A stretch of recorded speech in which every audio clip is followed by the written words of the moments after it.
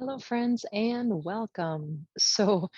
Most of my friends, in Red Wing, in Walla Walla, in Pasadena, in Los Angeles, are having heat these days. And so, we're going to do some floor work where we're laying down and trying to move the body and not building as much heat.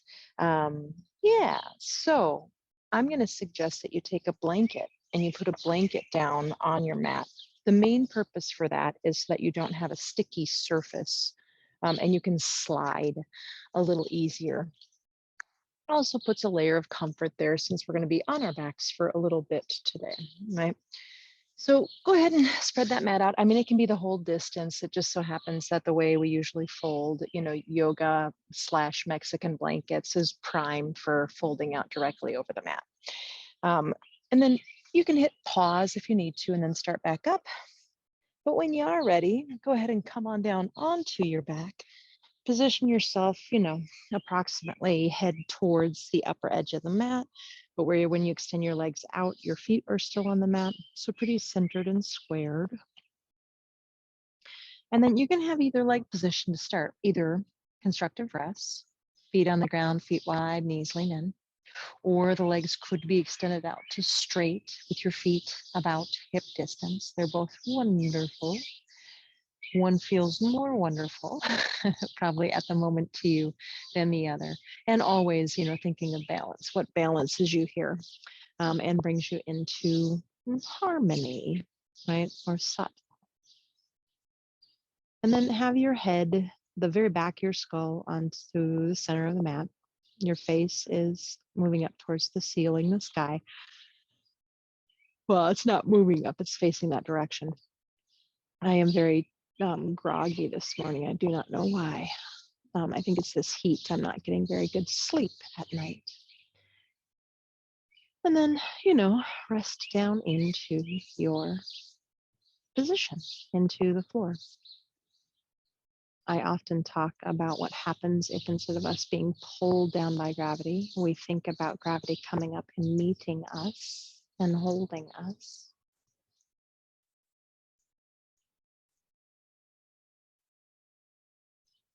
You've got that gross body, the physical body, the tangible. And you can start checking into that.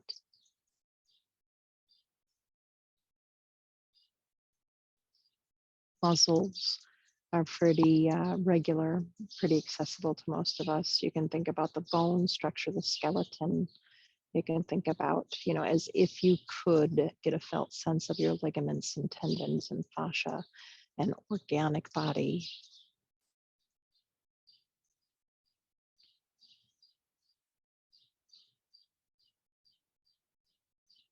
And then start to get more subtle.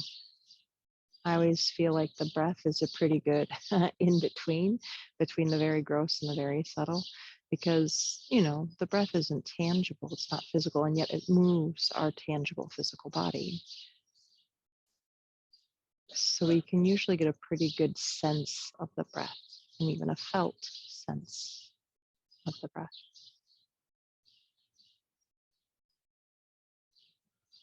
Where does the breath move? What moves on you when you breathe? When?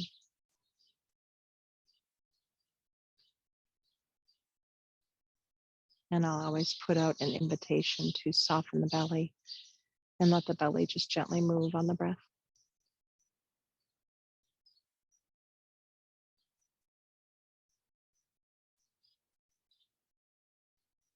And then any other parts of your subtle body, some of the ones we often talk about or try to identify in the body are, thoughts, emotions, our energy level, all of these other things that, when we're holistic, looking at ourselves holistically, let me say that different. When we're looking at ourselves holistically, this is all part of the same being.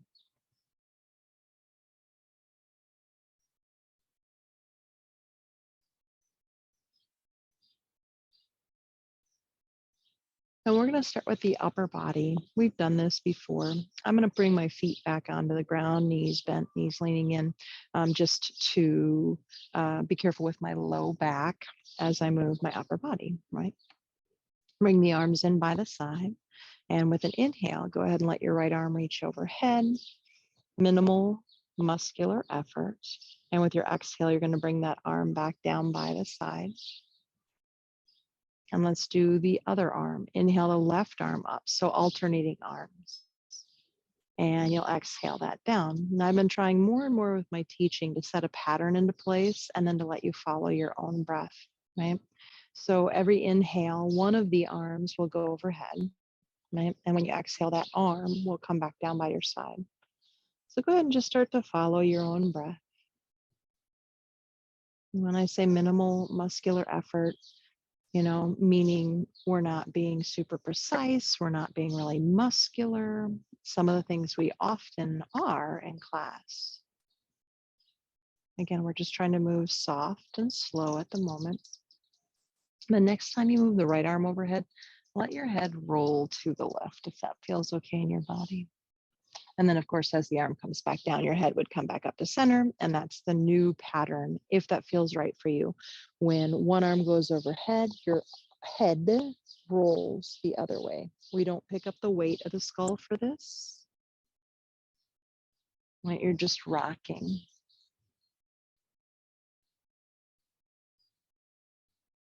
Again, following your breath, your very own amazing rhythm.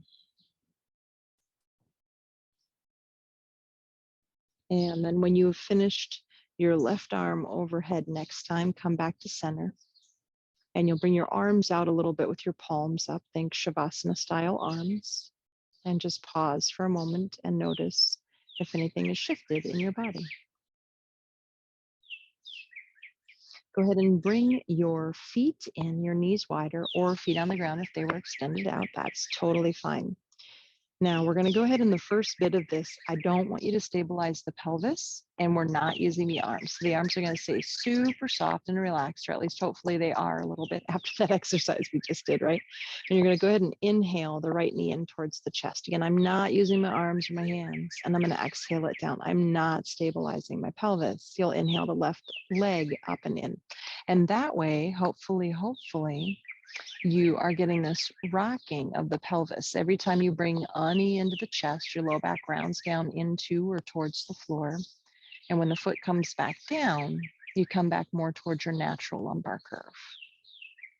And so it's a pretty subtle move, nothing too big. And then do one more left leg, and then we're going to pause and meet up again. So this next piece goes like this. You're going to let your right knee fall out to the right and then slide it down. Slide it back up and put the foot back down. So adding breath. The left knee is going to slide out. Let's let that be the exhale and all the way out. So that's the full exhale. Inhale is when we bring the knee out and back up to where it was. So I'll say the breath one more time. Right leg falls out on the exhale and slides to the bottom of your mat. Straight leg or straight-ish. And then go ahead and slide it back on the inhale. Knee comes back up.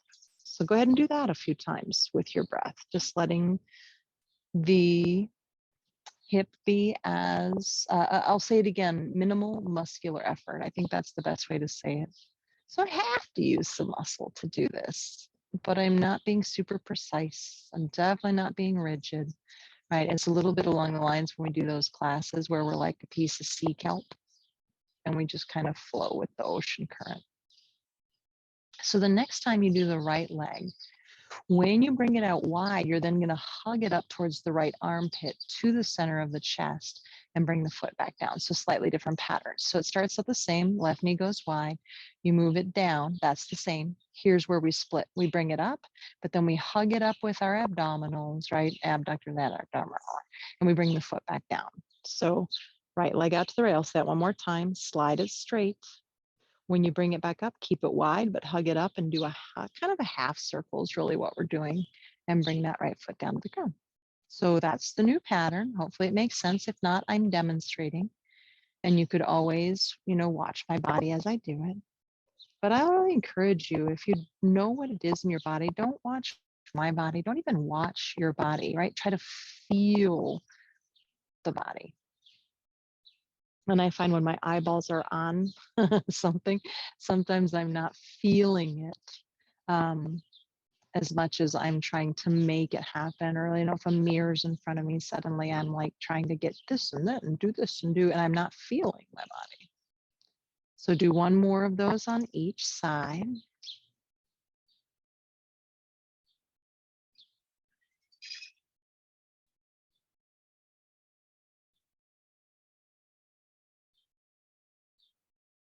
And when your left foot comes back down to the ground, just pause. You can walk the feet out and lean the knees in or extend the legs. But just one more time here. Well, one more time. We'll do this a lot of times, noticing the body after those moves. So I'm going to have you slide the arms up to the teed out position so that you're not lifting the weight. It's just a different way to move. That's all, right? And then have the feet on the ground. If you'd extended them, put them on the ground, put them wide, and windshield wiper, right? So we'll go to the right with the knees on the exhale, and we'll bring the knees up, and then we'll go to the left on the next exhale. So inhale up, and there's your pattern. So now just go ahead and just feel it out. So far our head is still. If you've already started the turn, that's not wrong or bad, right? But I just want to isolate lower body for a moment. And then, once you get that kind of isolated, maybe now we rock the head in the opposite direction and add that piece into it and do that a few times on your breath.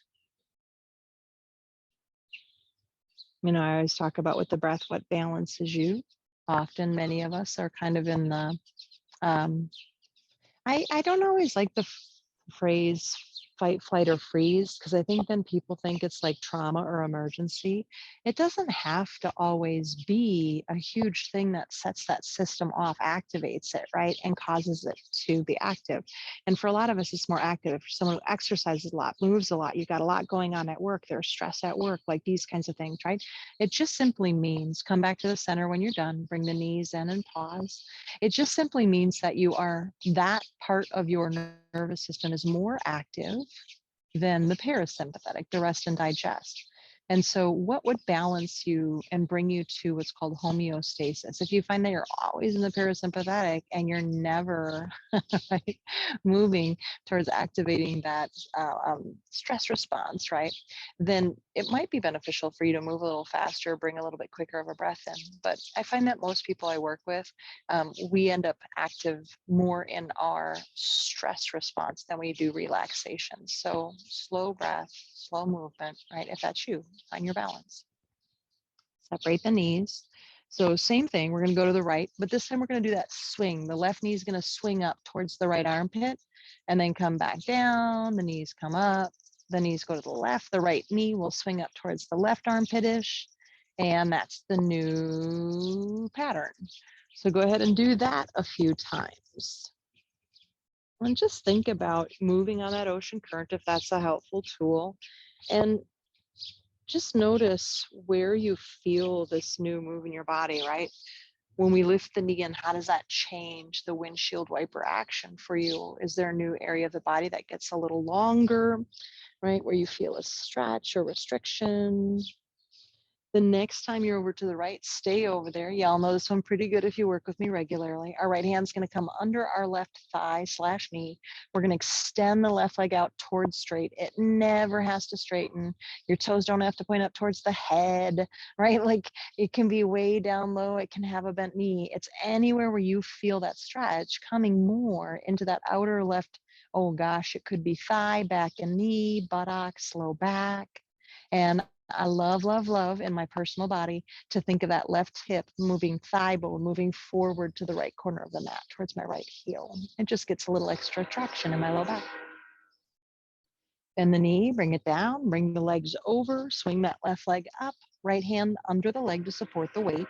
Straightening, lengthening right leg any amount at whatever angle feels right for you. It's different, right? It gets different parts and pieces depending on where I am. So there's no right or wrong with that. And then you can turn your head to the right, by the way. And then you might think about that right thigh bone as if I was there gently pulling it forward towards the left heel or the left corner of the mat. And just breathe into that. we're going to do one more add-on. Bring that back to center, bring the knees up, go over to the right, left knee swings up, hand under, lengthen the leg, left thigh forward towards the right corner. Right, so we're back where we were. And then reach that left arm over and lengthen your left fingertips to the back as your left hip reaches forward and away on the diagonal. And just breathe into that. And bring that back to the center, what we're calling center for this one anyway, right? Legs to the left, swing the right leg up, bring the hand underneath, extend the right leg, right thigh moving forward. Maybe that right arm is going to reach overhead, right? And then get longer through the right side body. That's opposition. My left buttocks, bone, thigh, hip, you can think of any of them, reach forward. My fingertips reach back. And as they reach away from each other, I don't know about you, but this feels just delightful. In my right side body, kind of everywhere. I feel it in my armpit, my hip, my low back. Bring that back to center. Bring your arms to Shavasana. Lean the knees in so the feet are still wide. Pause here. Rest. Notice.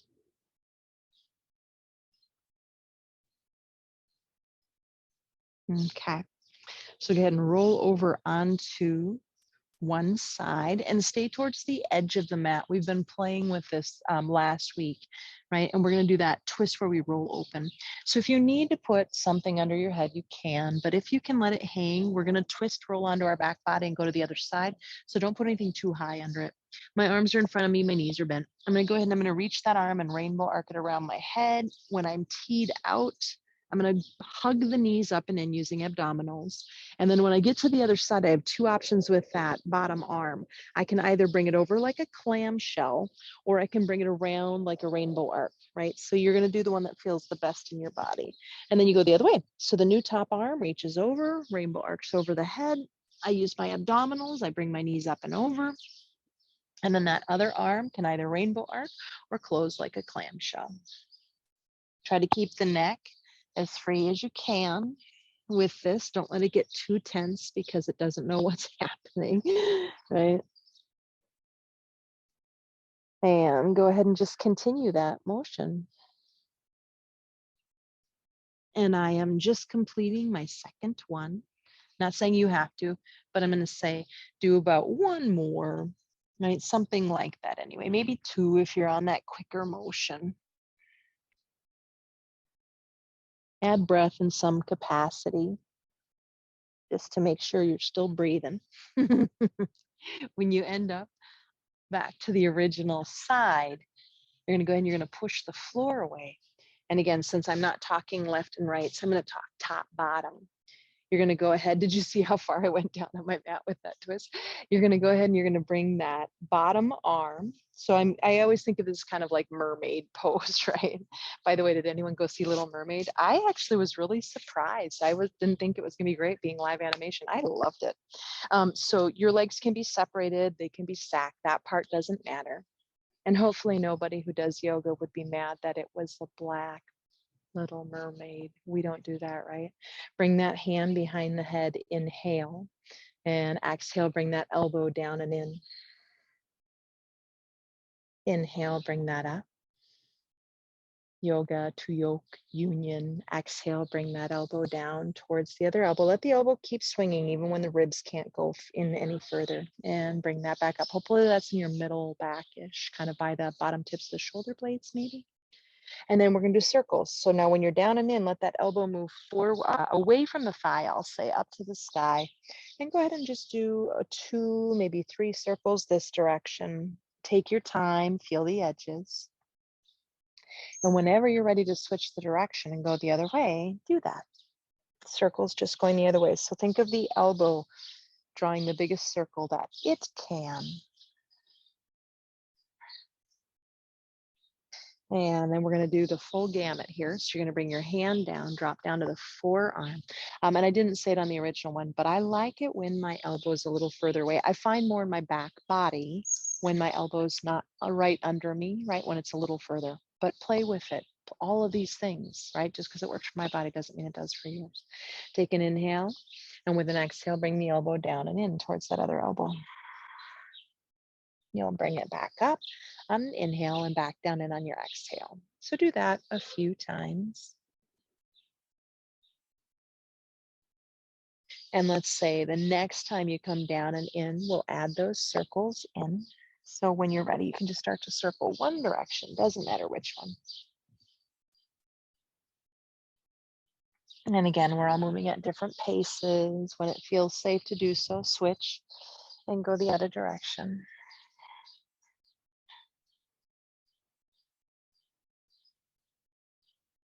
And then go ahead and push yourself up. You can just flip and face the other direction. There's nothing for you to see on me, but I'm going to keep myself this way just in case. And we're in mermaid on the other side. Again, you can play with it. Bring the arm under, do a couple, push it away, do a couple. But I have found that it's nicer on my body when it's further away. Our legs can be any position. It really doesn't matter what's comfortable, right? Bring that hand back. Inhale with an exhale. Bring that elbow down and in. Inhale up. And exhale. Well, oops, sorry, I'm telling you when to breathe. God darn it. Don't listen to me. I like to start out just so you get the breath and you get the pattern, and then really trying to let you find your own rhythm. When you're ready, go ahead and draw those circles. Again, think of that top elbow drawing the broadest, widest circle it can. It's really that movement, right? Because as that elbow moves, it moves the shoulder blade. Go ahead and go the other way. And the movement of the shoulder blade is what gets those muscles to lengthen and stretch a little more. Potentially, you can regulate. Do a smaller circle if it feels like too much. Bring the hand down. Bring the forearm down. Again, elbow might maybe a little further away. Play with it for yourself. Bring that arm up. Inhale. And first we just go down and in. Breathing. Your breath, not mine. The next time you're down and in, why don't you add that circling motion going either direction? Doesn't matter, as long as, after a couple of them, you switch and go the other direction. And even then, it wouldn't matter terribly if you only went one direction the whole time. And go ahead and go the other way. Feldenkrais method is really interesting because, and they've studied it too, you can even just do one direction and only do the right side in a particular move. And then just imagine you've done the left side and you will get the benefit. It's amazing what our minds can do. So go ahead and come up into an upright posture. That could be seated, cross-legged, or it could be kneeling, but we are going to do a little forward fold here. So I'm going to suggest cross-legged if you can. If you have a, bunk knee or hip, you could extend the leg out. Get nice and tall and thread the needle for any knee sensitive friends, right? And go ahead and lean forward. And you can do that from seated or on your back. But hopefully here, our last move before we sit for a moment is just going to help open up that kind of area of that low back and outer hip again. But for me, this gets my glutes a bit more. And come up, put the other shin in front if that's available to you. Take an inhale and go ahead and start to come forward. And just to point it out, eye of the needle, right? Or thread the needle, eye of the needle is this one. So, and you can always regulate by where you have the heel or bringing the buttocks closer and lengthening the spine. You can waver, rock back and forth if that feels right for you. And then come on up. And then if you need to switch shins or go to sitting on a block or whatever, we're not going to be here for long, but let's go ahead and set ourselves up. Find that long spine. So being down on the ground as much as we're playing with the earth element, right? Feeling that grounding quality. Hopefully we didn't build up too much heat in the body. The earth quality, another earth quality is also dull. And, in America, it's like, oh no, something is dull, that's terrible. But the opposite of that is sharp, right? Which is what this heat can sometimes do. We don't want anything with like sharp shooting pain or anything that's too sharp or fiery right now. We want to keep that fire balanced.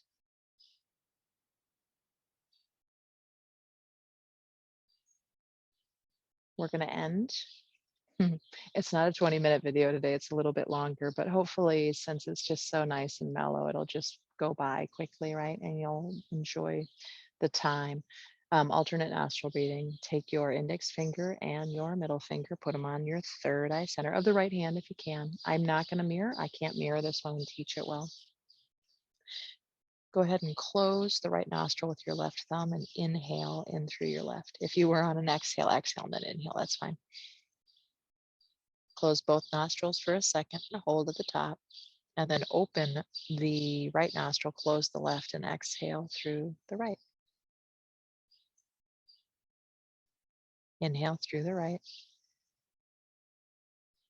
Close both.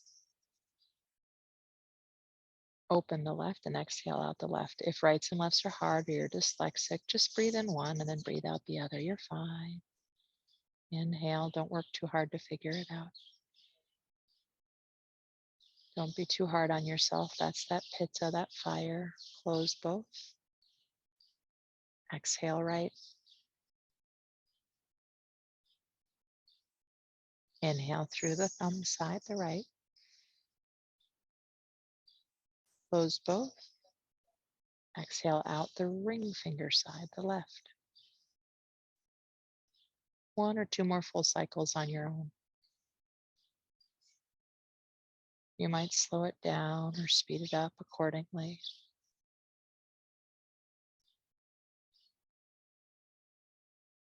Using it to find balance, literally balance between the hemispheres, right?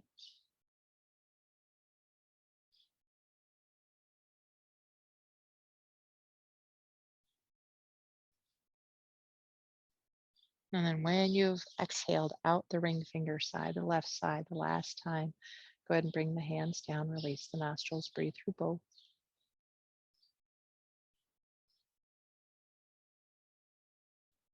Bring those hands together in front of the heart. Inhale.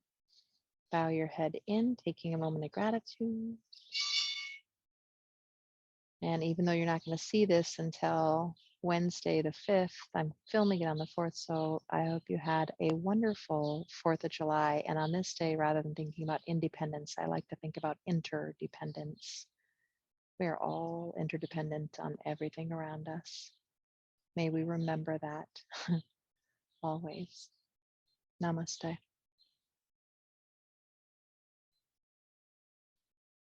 May you be well, friends. And may any benefits we found ripple out for the benefit of all.